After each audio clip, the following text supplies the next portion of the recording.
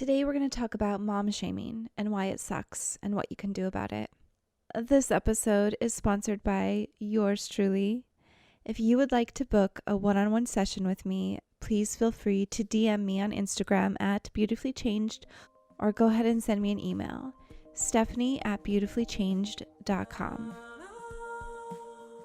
Radical love is yours to have. You are enough right now. Welcome to Beautifully Changed. The time that I thought was going to be one of the most special times of my life turned out to be also one of the most sad times of my life, a time where I felt deeply and truly betrayed by the people that said they loved me. And this was when I became a mom. I never expected the people who were some of the people that I had made the best memories with, that I trusted the most in my life, would mom shame me, would make comments about the way I was being a mom that wasn't harmful to my child, that was just different maybe than the way they did. And I ended up feeling so completely alone. I just felt so emotionally isolated, and I stopped trusting the people that I thought loved me or were going to celebrate this new transition in my life with me.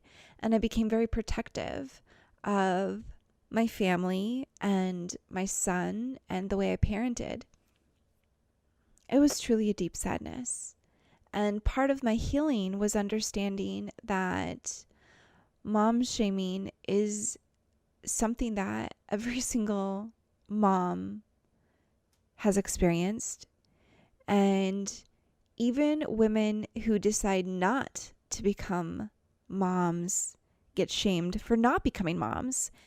So really, it doesn't matter if you're a mom, if you're not a mom, if you have one child or you have several kids, people are going to comment. I have a friend who said she even gets dog shamed because of the breed of dog she has. And it's really rampant out there. And I was watching the Red Table Talk on Facebook, which I love, with Jada and her family, the Smith family. And they were talking about how since this pandemic happened, mom shaming has just gone even more wild because people are just at home and on their phones and on social media, and everyone has a comment. Now, if somebody is being abusive, like truly they are abusing their child, that does need intervention. However, just a mom parenting different than you parenting maybe doesn't always need your opinion. Maybe sometimes you can figure out what is that. Why is that really bothering you? What is that saying inside? And what can you do on your part? What can you make sure you're doing in your home, right? So if I see another mom who parents in a way that I disagree with, well, she's not asking me for my opinion on how she's parenting. So I can just keep that to myself and I can say, noted, I want to parent this way. So I could take it as feedback on how I want to be a mom in my own house. However, people are commenting on everything. So you may or may not know, but my family we live a vegan lifestyle, and this drives people nuts. So not only do I have an only child, I have a son who I let, and I say let, with like quotation marks, let him have long hair, and we're a vegan family. And so people have comments to say, oh, and we homeschool. We homeschool by choice. So we homeschooled before the pandemic happened. And oh my goodness. So this gives people lots of opportunity to want to mom shame me. Plus, I do attachment parenting. So I used a baby carrier all the time, and I held my son a lot because he wanted to be held. And I understand the psychology behind it and the human development. And I know that you cannot hold a child too much.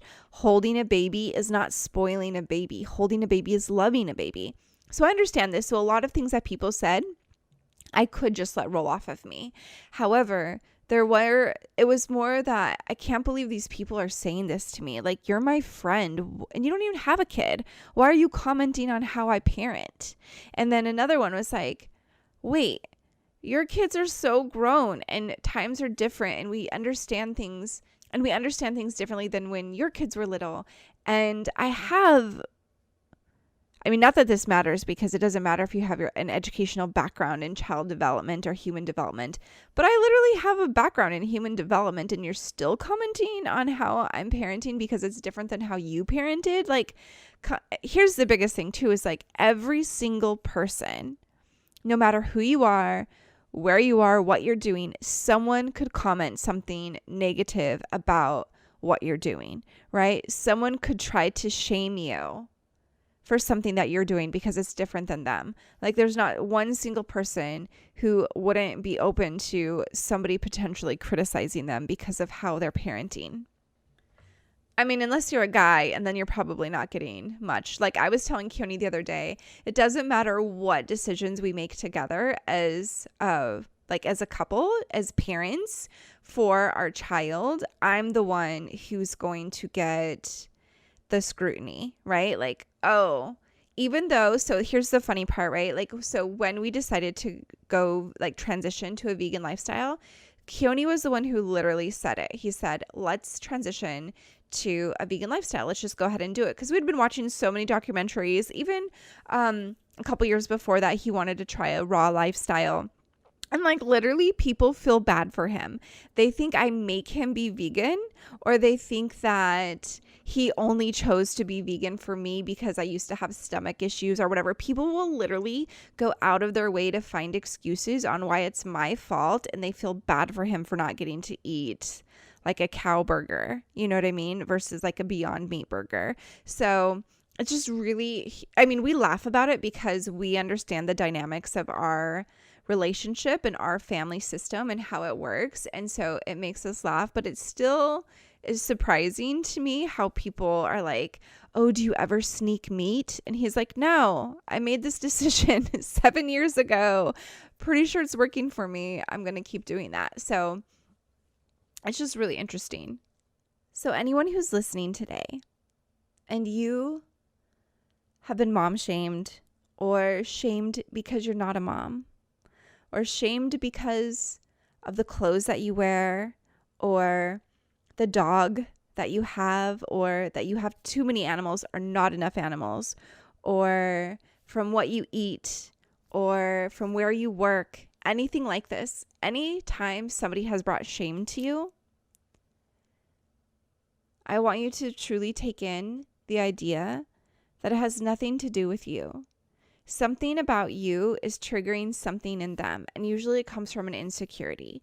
And there's so much pressure to be a good mom and to be a good human and to be a good girl that sometimes when we see somebody doing something, it triggers something within us and we lash out on someone else who's just doing the best they can and is innocent to our rage, and yet we take it out on them anyway. And sometimes we get mom shamed by people we know, and sometimes we get shamed by people who don't know us at all. Maybe you're getting mom shamed because you work. I have a friend who shared with me that people will tell her that she knows, people in her life will tell her that she's not giving her son enough attention when she's working or taking me time. And I think that's unfortunate, because then we create this internal battle, right? Where people are telling, like professionals are telling moms, hey, it's so important that you take time for you to recharge, right? Sharpen your saw, all these things. Do some self-care, re-energize yourself, take care of yourself, de-stress so that you can be the person you want to be when it comes to your family and your just life in general, whether it's your profession, your family, your parenting, your spousing, whatever it is. And then we have other people who are shaming them for taking me time and saying that their child's suffering from that and they're not giving them enough attention. So it's really one of those things where it's like, whoa. And so then this guilt and this shame, and then you're like confused. I think on the the Red Table Talk, somebody even said it's almost like you're gaslighting moms, and then they're like, what am I supposed to do? What's the right thing to do? The right thing to do is to trust yourself. You know your child, and you know if you need to do something good for your soul, for yourself, so that you can continue to show up and be the mom you want to be. Right? Be the person you want to be. It is okay to take time for yourself. Brene Brown was on another Red Table Talk. I'm just telling you guys, I love the Red Table Talk. And she was saying something, a mom had asked her, sometimes I want to take time for myself. And she shared a quote by Carl Jung that said something on the lines of, one of the heaviest burdens we can ever put on our children is to live an unlived life. Something on the lines of that, okay? And so it is so important that you do things that fill you up, that help you feel satisfied with the life you're living.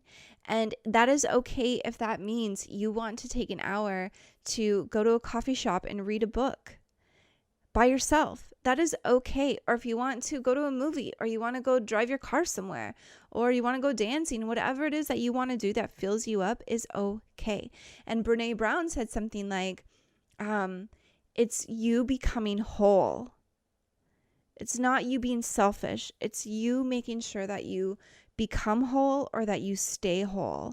And I was like, yes, I loved that. It makes so much sense when you think about that, right? When you break it down, like you're becoming whole, you're taking care of yourself. And other people are always going to comment on something. And usually when they're commenting on you, it means they're not looking at their own life and doing their own inner work. And they're trying to skip steps by taking it out on you. And I had another friend who said, because I asked some friends if they have ever been mom shamed. And she said, yeah, it's pretty much what happens when you become a mom. It's like initiation to motherhood. Like, how sad is that? Why are we doing this to each other? We've all experienced it. We've probably all shamed another mom. So we know how crappy it feels. So why would we do that to someone when we know the internal battle? We know what the struggle is. We know the pressure we put on ourselves. And so when someone else is commenting or criticizing, especially when there's not actual abuse or harm happening, it's devastating. And I just think it's really unfortunate that we then start to isolate ourselves or protect ourselves or stop sharing these amazing discoveries that we've discovered within our own family and our own parenting because someone might shame us for it. And also, if you choose to not have a child, that is 1,000,000% okay, regardless if it's disappointing to other people or other people don't understand it. There's this beauty in owning who we are and owning our decisions. And I have another friend where I asked her, do you ever get shamed for not being a mom? And she said, not too much, because she shuts it down. When people try to shame her, she's like, listen, we're making the best decisions for our family. And then she pointed out, we don't really understand everything, or we don't necessarily know what somebody else is experiencing in that moment, especially when they don't share it with us, and they don't have to share with us. So she gave an example of like when she knows some friends who are going through a miscarriage and other people are saying to them, oh, you got to get on having a baby. You got to make a child. Come on, don't you want a little girl or a little boy? When people are saying those things and we don't understand that they just had a miscarriage, like that's, it just seems so insensitive. And instead, I wonder what it would be like if we approached each other with compassion and love and support and encouragement. So here's the thing. If you are getting shamed because of how you're momming, or because you're not a mom, or whatever other reason people want to come up and shame you for, it isn't your job to convince them or make them feel better about your choices. Your job is to be firm in your belief that you're doing the right thing for you and your family. And if they say something that makes you want to research it and to explore, and maybe you want to shift something you're doing, that's fine. However, it's also okay to say that you are making the best decision for your family.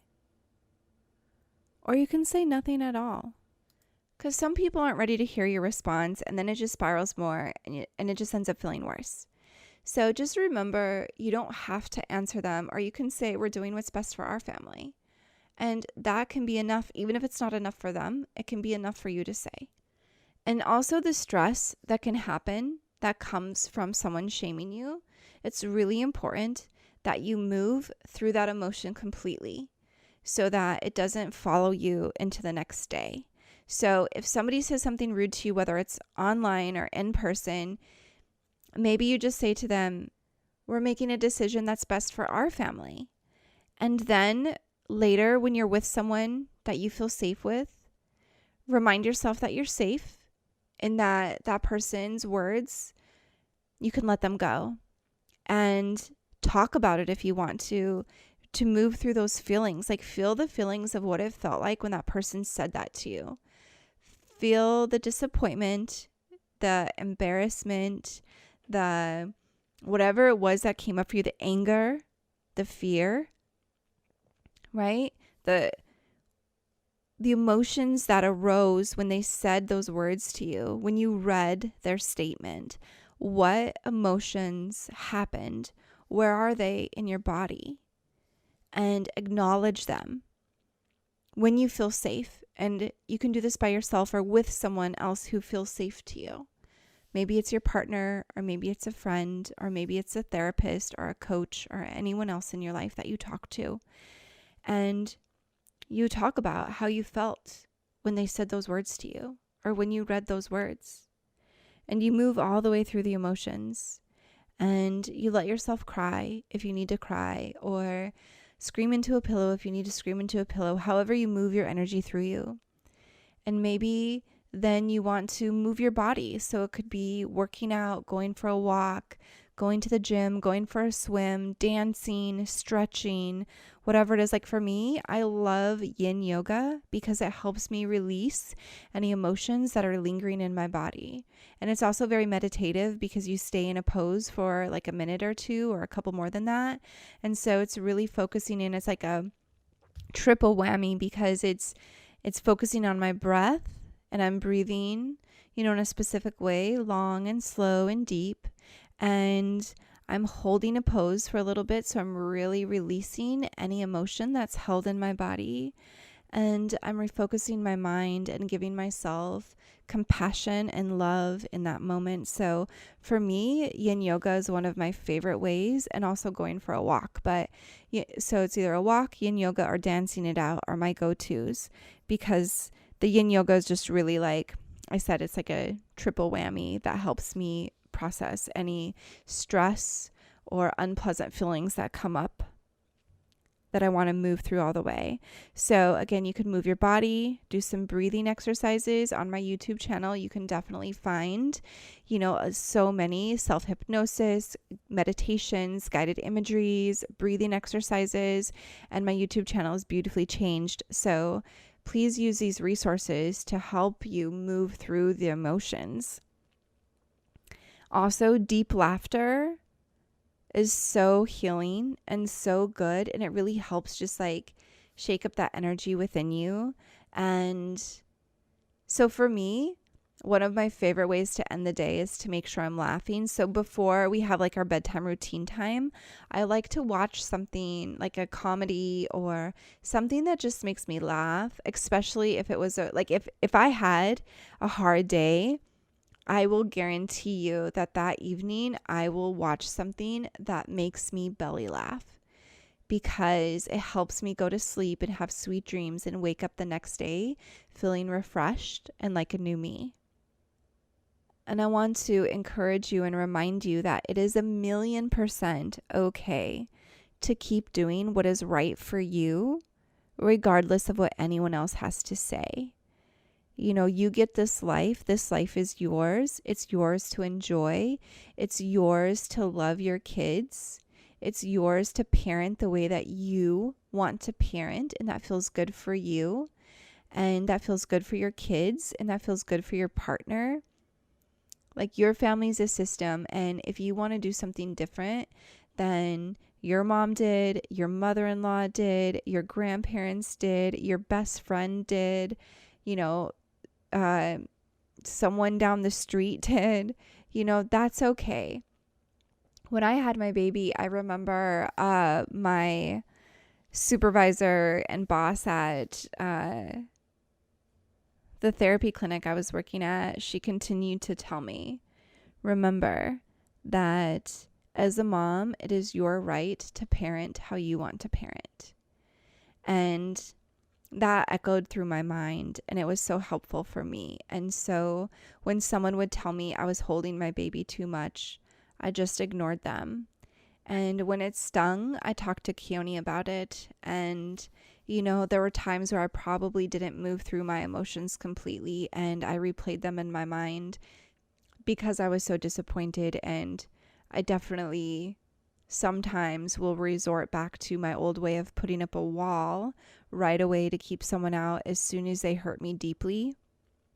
And then I remind myself, they're living their own story and they're playing something different in their mind, but acting as though we're listening to the same song. So it's like they're on a completely different radio station than I am.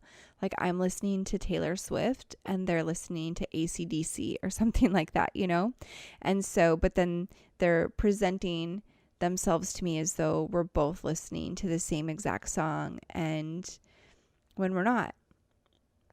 When I realize that they are saying things to me from their perspective of the world and it doesn't match my perspective of the world, then I can move through the emotions and the feelings that came up for me, and I'm okay, and I can keep doing what feels right for me, right? It's almost like how they say you got to have thick skin to be a mom, but it's also like you have to have thick skin that also vibrates with compassion for yourself and understanding that regardless of what anyone else says, you love your child fiercely, and what works for your family may not work for someone else, and that's okay. And you don't have to take on the rules of someone else's family because it works for them.